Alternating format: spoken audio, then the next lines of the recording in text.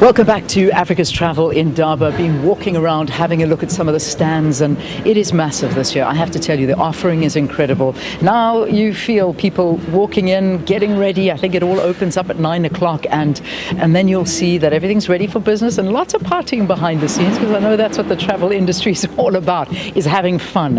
And there's this beautiful sense of fun in the background. There really is, even though it is a very serious business when we talk about tourism and travel and how much it contributes to the country and how important it is for employment. I want to now focus our attention on SANParks, always one of our treasures here in South Africa, and I'm lucky now to have the CEO of SANParks, Hapiloe Sello. Always a pleasure to see you, and really looking nice. You and I were saying there's a sense of excitement in there today. Oh, definitely. There's an air of excitement in Durban.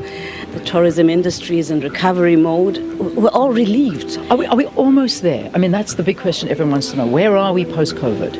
Let me speak for South African national parks. We are 95% to our 2019 figures.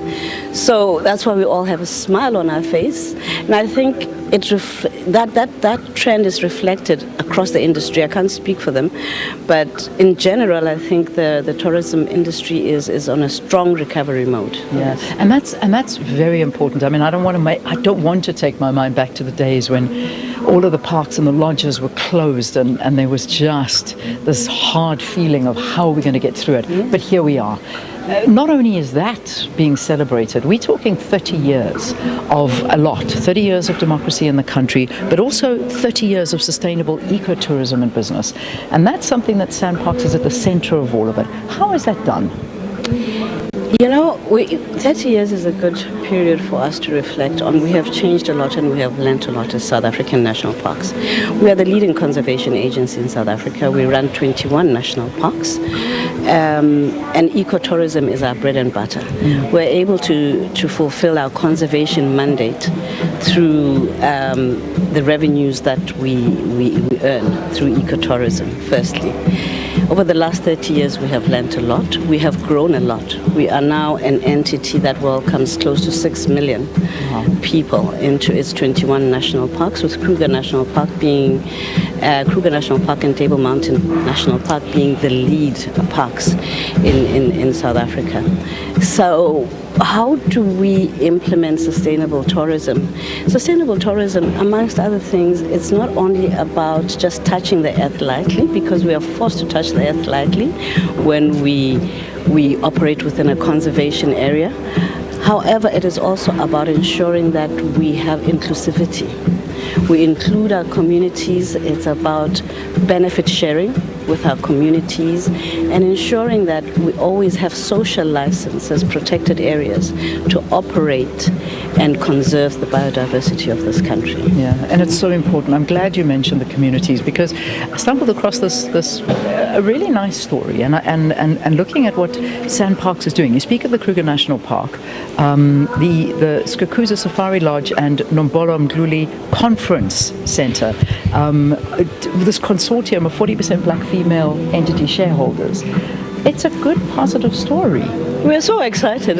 Please tell me about this, because I just stumbled on it and I thought, this is really nice, but I want to know more. What does this entail? What is it all about? Okay, firstly, South African National Parks is the largest public sector-owned tourism operator, right? So we operate about 15,000 beds. And we then also have a public-private partnership program where we run a system of concessions. So a number of private entities own lodges within South African National Parks land. But in this instance, this hotel we built, and we put it out for management on a management contract for 10 years. And we have this sentiment, Leanne, that as the leading public sector-owned agency in the country, we have an obligation to transform. And so when we put the tender together, one of the things we insisted on was that there has to be a very strong transformation element to it, and not window dressing, by the way. So what we have in this 60-40 partnership of the management company that's going to take over Skukuza Lodge, which is a 250-bed facility in Kruger National Park, The 40% is held by a black woman who has always been in the industry, who is somebody who owns a hotel in Tanin. So she brings a very strong hospitality experience, and it is not about, as I said, window dressing. The 60% is held by Torvest, which is one of the leading tourism businesses or conglomerates in South Africa. Yeah. So it's a powerful, powerful partnership, and we are very proud of it. We're launching it tomorrow. We're doing a handover tomorrow to Torvest officially. And it's exciting because that is true transformation. It's not just about dividend sharing, it's about knowledge transfer as well. Amazing. I love that story. I really do. And I'm so glad we had a chance to emphasize it. Pricing, however. I want to talk pricing. Obviously, I've walked around and I've seen these magnificent lodges that the majority of us will never afford, and that's unfortunate. Is that as South Africans we'd love to. The wonderful thing with SANParks is you do offer different cost brackets that people are able to go, so that does attract people. In terms of local, international tourists, is that a thing that you want to balance up? How do we look in figures? Local tourists versus international. I know I'm throwing you here, but no. I don't know how it looks. What does it look like at the moment?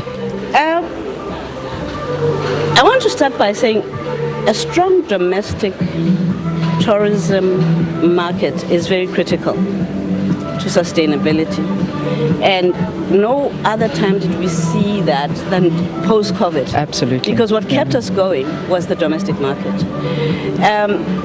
So as much as the international market has its own attraction, we can't throw away the domestic market. Mm-hmm. Right now we're sitting at a very interesting ratio of about 54 to about 46%, 54% being domestic and 46% being international. So we've just had a sudden surge of international arrivals in the last 3-4 months. Is that strange? It's not very strange. Has it always looked that way, or has there been a shift?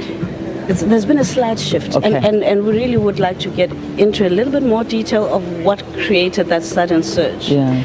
And I don't quite have the answers for you right now, but it's welcomed. But I'm just saying, as SANParks, we wouldn't necessarily discard our domestic market in excitement because of welcoming our international market. Our domestic market always has to be the bedrock of what it is we do. My answer to it is that the world has gone crazy and everybody just wants to travel. So yes. I feel that way, and I think a lot of people do. And when you search for incredible destinations, South Africa jumps to mind. It does, whether we like it or not. It is one of those places, and when you come here, you cannot but visit a SANPark. It's the way to go. But listen, good luck. I don't want to waste too much time on. I know you have got a lot happening here, and everything's still setting up. But it's been wonderful just to chat to SANPark, see where their offering is, and see the dynamic changes that are taking place, which I think is so important in and amongst the background of trying to increase domestic tourism, but at the same time bringing the international tourists here to realize the true potential and beauty of our country and continent. Hapiloe, thank you again. Thank you. CEO of SANParks. It's an absolute pleasure as always. Let's take a break. We'll see you after this with your news headlines.